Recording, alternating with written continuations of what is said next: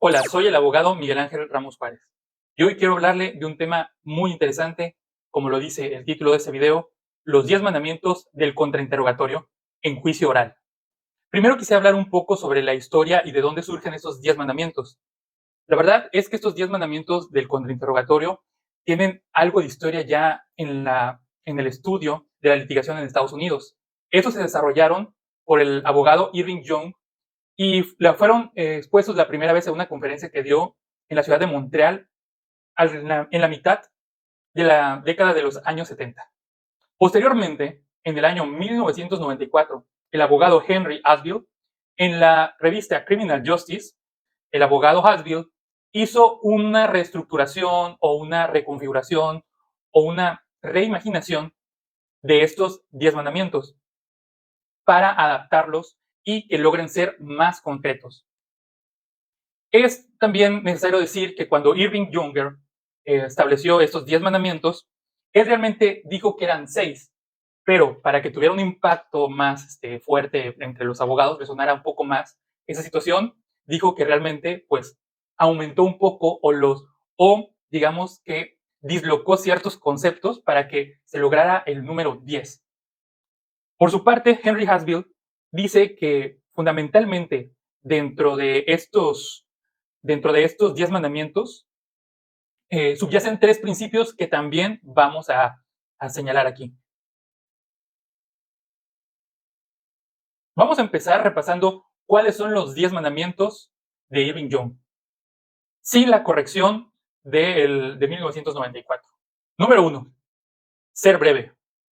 Número 2, haz preguntas cortas usando palabras simples.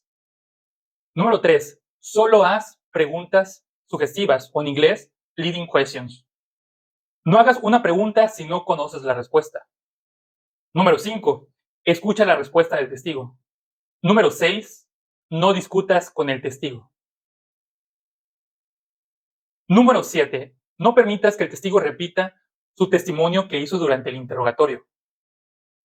Número 8, no permitas que el testigo explique. Número 9, evita hacer una pregunta de más. Y número 10, guarda tus conclusiones, explicaciones y argumentos para el alegato de clausura. Principios básicos de los 10 mandamientos del contrainterrogatorio. 1. Mantén el control. Esto es uno de los más importantes. Hay que recordar que cuando uno esté ejerciendo una defensa, cada paso, cada acción que ejerza dentro de una sala de juicio oral es importante. Cada una de tus palabras y cada una de tus preguntas son importantes. Y por lo tanto, debes de tener un control en la forma, el tiempo, el modo en la que realizas cada pregunta. No puedes estar divagando con preguntas que no tienen nada que ver. Y por lo tanto, debes de tener control en la cantidad de preguntas, la forma de las preguntas, el por qué haces esas preguntas y a su vez debes de mantener un control sobre la información que está desahogando el testigo. Muy importante, ten el control. Durante todo un contrainterrogatorio, el abogado es el que debe tener el control sobre el desahogo de esa prueba. 2.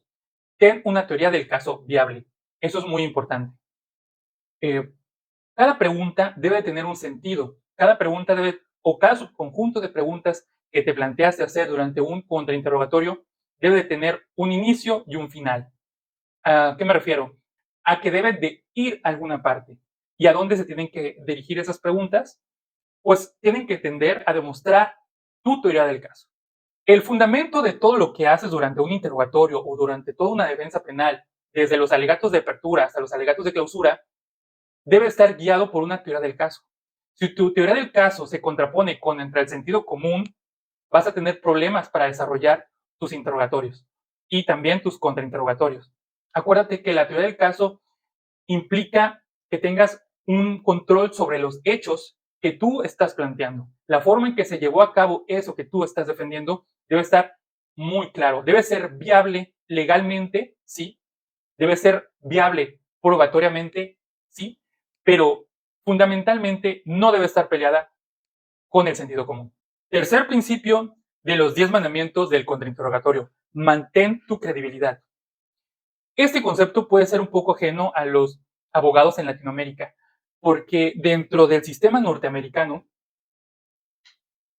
o anglosajón, los abogados tienen un estricto control de su profesión. Están monitoreados, están controlados, es algo que no es menester explicar.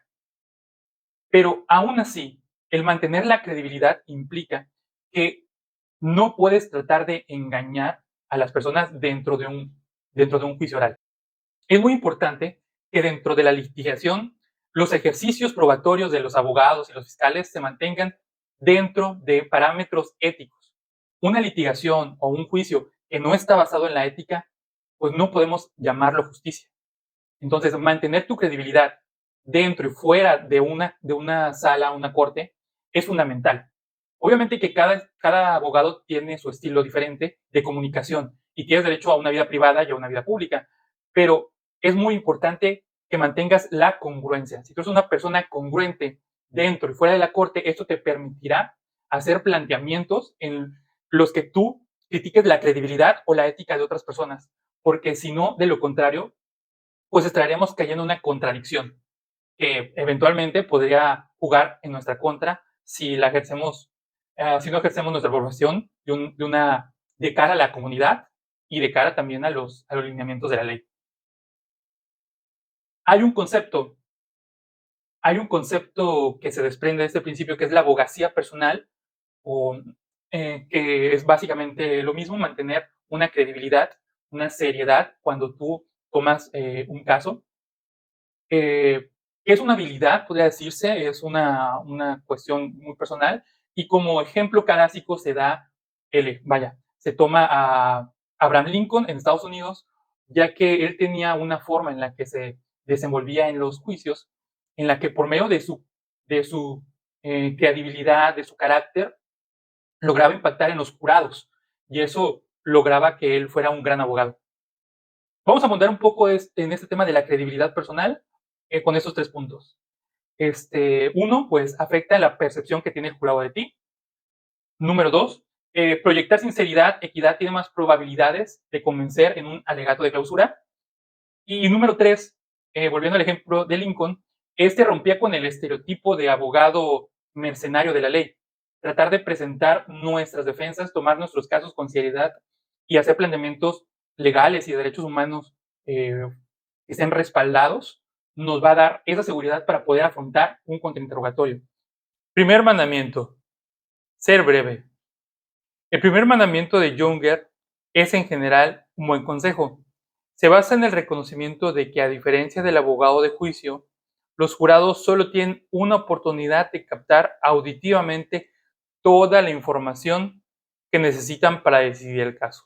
Porque recordemos que tú como abogado, tú revisaste toda la información, revisaste todos los testigos, revisaste todos los documentos que hay en un expediente, pero el juez no ha tenido la oportunidad de sentarse o de tener el tiempo que tú has tomado para preparar tu interrogatorio o presentar tu caso. Entonces, el consejo aquí es menos es más. Obviamente que cuando hablamos de ser breve no nos referimos a hacer pocas preguntas por hacerlas, sino que deben ser concisas, deben ser contundentes. Y también tienes que valorar cuándo debes alargar un interrogatorio para alcanzar tu objetivo o cuándo debes ser sumamente conciso. Para esto, siempre debes de tener una sólida teoría del caso. Aún así, el abogado Asbill establece 4 excepciones o 4 fracciones, si así lo quieres, de este mandamiento. Por ejemplo, número 1. Primera excepción al mandamiento de ser breve. Vaya, cuando estás contrainterrogando a una persona que ha presentado su testimonio durante varios días, es cuando estos testimonios se hacen muy extensos o muy complicados, tienes que plantearte el ser más extenso o ser más conciso en determinados puntos para poder contrarrestar lo que ya se ha desahogado anteriormente o que el jurado o el juez haya escuchado. Número 2. Cuando continúes encontrando oro, área tras área del contrainterrogatorio. Va a haber en alguna ocasión en la que tú vayas desarrollando tus preguntas y encuentres información que es muy valiosa, que es muy consistente, que quizás no habías vislumbrado en la planeación de tu contrainterrogatorio. En ese momento puede ser una excepción al mandamiento de ser breve.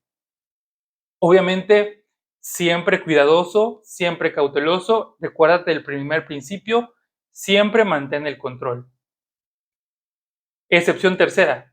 Cuando tienes muy poco con lo que desacreditar a un testigo importante y por lo tanto debes profundizar para intentar encontrar algo dañino para argumentar sobre tu testimonio o en el cierre.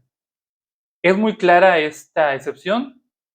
Obviamente, cuando no tienes material o tu investigación se agotó, debes de indagar más en los puntos que tú crees que puedes debilitar el testimonio. Hay que recordar que para eso hay que tener muy claro las fases de un interrogatorio para quizás ahí decidir cuál es el punto que tú quieres atacar durante el contrainterrogatorio. Excepción número 4. Cuando es esencial que el jurado tenga una oportunidad adecuada de conocer a un testigo, para que puedan ver a través de la cuidadosa fachada presentada durante el interrogatorio directo de la Fiscalía. Esta excepción es un poco más abstracta y se refiere al carácter o a la personalidad o a ciertos elementos psicológicos que pueden incidir en la percepción de credibilidad de un testigo. Si un testigo fue presentado, digamos, como la Madre Teresa de Calcuta, una persona impoluta, y tú tienes la idea de que esto no es así, puedes plantearte la necesidad de ser más amplio, siempre planeando tus preguntas para poder ahondar o quizás sacar a la luz, por así decirlo, el cobre de este testigo. Ok, recordemos que un contrainterrogatorio tiene varios objetivos. Una es acentuar un hecho que se dijo durante el interrogatorio o por lo tanto demeritarlo, quitarle la importancia que se le dio. Por el otro lado, introducir un hecho ajeno al interrogatorio y finalmente atacar la credibilidad o la ética de los testigos. Mandamiento número 2. Haz preguntas cortas y sencillas. Este es un mandamiento no solamente para el planteamiento, sino también para la elaboración de las preguntas. Recordemos que esto se basa en los efectos de primacía y de recencia, que quiere decir que cuando una persona enfoca su atención, le es más fácil recordar lo primero que se dijo y lo último que se dijo. Y en estos dos momentos hay que captar la atención de las personas. Y también hay que recordar el principio de mantener el control. Al hacer preguntas cortas, mantienes la atención del tribunal, pero también haces que el testigo se concentre en lo que se le va a preguntar de manera más puntual. Hay que recordar todo y cada una de las palabras o preguntas que dices en un juicio son importantes y tú le debes de dar la importancia. Sobre todo también evitar confusiones, tratar de usar las palabras más simples y más concretas para que no haya confusión entre lo que tú estás preguntando y lo que el testigo está respondiendo y lo que el tribunal está entendiendo. Tercer mandamiento del contrainterrogatorio. Solo haz leading questions. Este lo digo en inglés, porque la traducción que se ha hecho de las leading questions, que son preguntas sugestivas, no es del todo atinada. La traducción que se ha hecho de este tipo de preguntas ha quedado en definiciones muy vagas. En Estados Unidos hay libros enteros, hay doctrina muy amplia, hay muchos precedentes sobre lo que se puede considerar una leading questions, que va más allá de lo que sería una pregunta sugestiva para nosotros. Hay amplias definiciones de esto, pero en donde más se ponen de acuerdo los doctrinarios, los estudiosos, los académicos de Estados Unidos, es que básicamente es una declaración con la que el testigo está de acuerdo o no. Hay muchas otras formas de abordar una leading question. Pero si tú tienes este concepto, esta aproximación, te va a ser un poquito más sencillo plantear, digámoslo así, preguntas sugestivas. Porque cuando tú estás haciendo esas preguntas sugestivas, de cierta manera el abogado está haciendo una especie como de alegato, está como sembrando ciertos elementos que son muy efectivos, sobre todo para que se recuerde lo que tú estás preguntando. Obviamente, hay que dejar cosas para el alegato de clausura. Número 4. No hagas una pregunta si no sabes la respuesta. Ya hemos dicho que cuando tú vas a presentar una defensa, todo lo que digas debe de revestir de importancia. Pero si tú haces una pregunta en la que no estás seguro o estás tratando de atinarle alguna respuesta, te puedes meter en problemas. Recuerda que tiene que mantener el control es el abogado. Tienes que imponer tu presencia con el tipo de preguntas que estás haciendo. Es como una pelea. En una pelea no vas a hacer algo si no tiene una utilidad. Todas y cada una de tus preguntas debe de tener una utilidad, un fin, un propósito. Deben de ir a algún punto. Número 5, escucha la respuesta. Obviamente, cuando uno está, digamos, y tiene una emoción, tiene nervios o está concentrado en ciertos aspectos sobre la defensa de un caso, puedes perder la atención de lo que estás haciendo.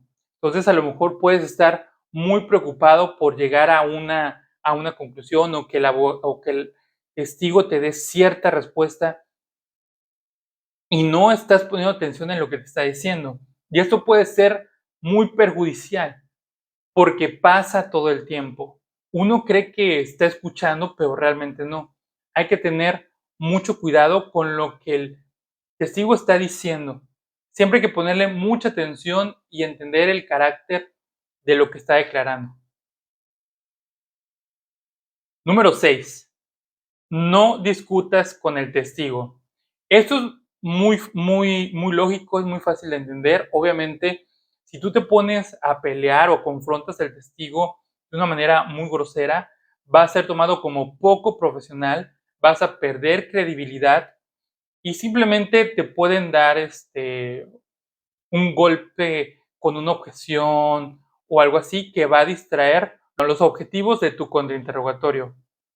Pero, según el maestro Asbill, hay unas excepciones.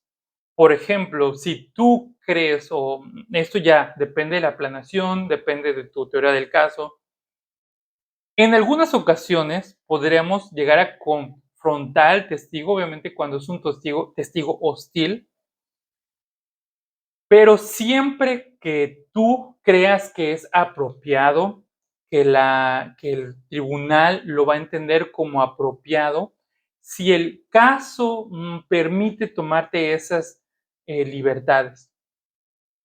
Pero yo siento que eso lo tendrías que dejar para una persona que tenga muchos años de experiencia en los interrogatorios para poder entender un poco más, porque también depende, por lo menos en México, del criterio del juez.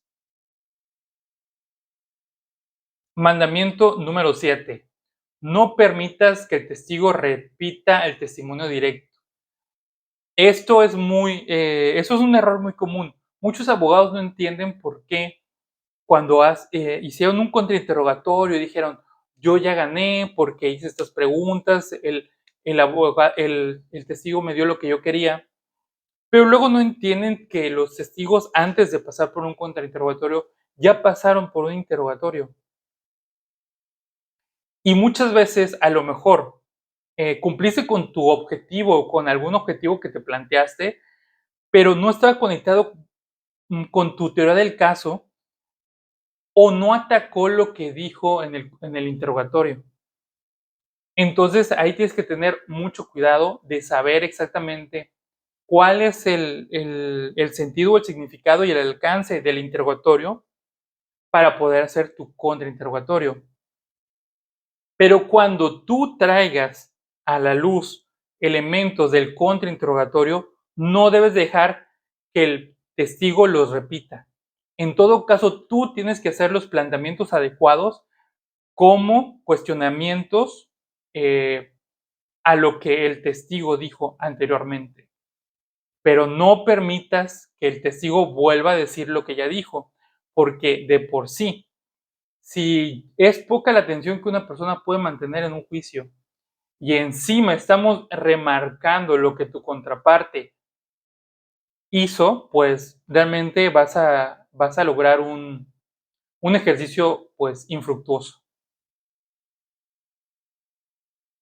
Número 7. No permitas que el testigo explique. Esto es muy importante. Una cosa es que tú plantees que el testigo te dé una explicación o que tú le presentes una hipótesis cuando es un perito, un forense, pero estas explicaciones que tú le pides a un forense, a un perito, van con un fin. Pero cuando tú ya obtuviste una respuesta de lo que hizo, vio o percibió el testigo, no debes de dejarlo que te dé o que le añada nada más que lo que tú querías que él te contestara. Es crucial. Dice, por ejemplo, en la práctica, el octavo mandamiento de Younger es un mandato muy difícil de observar. En todos los juicios conjurados en los que he participado en los últimos 19 años, no puedo recordar un solo caso en el que haya tenido éxito total en evitar que un testigo clave explicara al menos una cosa que no quería que explicara. Como lo dijimos al principio, Junger pues pensaba que estos eran reglas, pero también que había principios que se tenían que mantener. Entonces, y la verdad es que hay que mantener a raya las respuestas del testigo y tratar de ser lo más cortés en la medida de lo posible. Número 9. Evitar hacer una pregunta de más. Como siempre, eso tiene sus excepciones, pero realmente lo que nos quiere decir este mandamiento es que tú tienes que tener un objetivo muy claro en cada contrainterrogatorio, porque si no lo tienes, vas a intentar o vas a tentar tu suerte en intentar obtener alguna información que a lo mejor pues te ayude. Si tú tienes una buena planeación de tu contrainterrogatorio, vas a poder cumplir este mandamiento, que es evitar una pregunta de más. En el momento en el que el testigo te dijo lo que tú quieres, se acabó. Ya no hay más que decir. Y lo que tú quieras concluir, lo dices en tu alegato de clausura. Y el 10º, guarda la explicación para el alegato de clausura. Por eso son muy importantes entender cómo se desarrolla un juicio y como está en mi libro, es una base muy importante para que tú puedas hacer todos esos planteamientos en un juicio oral. Ahora, hay que entender que cada una de las cosas que existen en el juicio deben de tener un sentido, un orden, deben de tener claridad.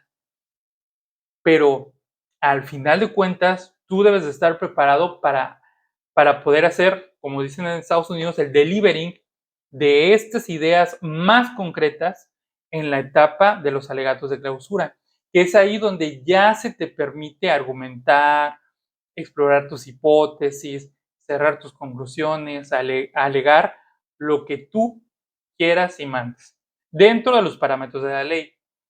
Y entonces, este último mandamiento, pues se refiere a eso, de que debes de armar cada una de tus piezas, de tus interrogatorios, de tu alegato de apertura y tus contrainterrogatorios, para que al final, durante el alegato de clausura, tú puedas hacer un cierre fuerte.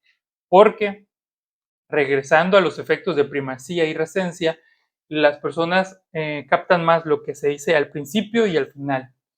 Y lo que dice la literatura sobre la litigación es que siempre hay que tratar de hacer un inicio fuerte y tener un cierre fuerte.